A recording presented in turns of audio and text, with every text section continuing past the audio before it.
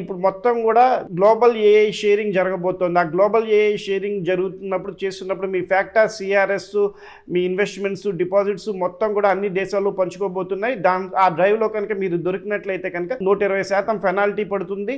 అంతేకాకుండా 7 ఏళ్ళు పైన కఠిన కారాగార శిక్ష పడే అవకాశం ఉంది. కాబట్టి ముఖ్యంగా రిటైర్మెంట్ బెనిఫిట్స్ గతంలో మీరు విదేశాల్లో చేసి ఉన్నప్పుడు, అదే యూఎస్ఏలో అయితే 401(k) కానివ్వండి, యూకేలో అయితే సిప్ కానివ్వండి, ఆస్ట్రేలియాలో అయితే సూపర్ యాన్యువేషన్ కానివ్వండి, సింగపూర్లో అయితే సిటిఎఫ్ కానీ, వీటికి సంబంధించినవి ఏదన్నా మీరు ఆ రిటైర్మెంట్ బెనిఫిట్ స్కీమ్స్లో మీరు అమౌంట్ పెట్టి దానివల్ల మీరు లబ్ధి పొందుతూ ఉన్నా సరే ఆ వివరాలు ఖచ్చితంగా మీరు ఇప్పుడు తెలియపరచాల్సిన అవసరం అయితే ఉంది.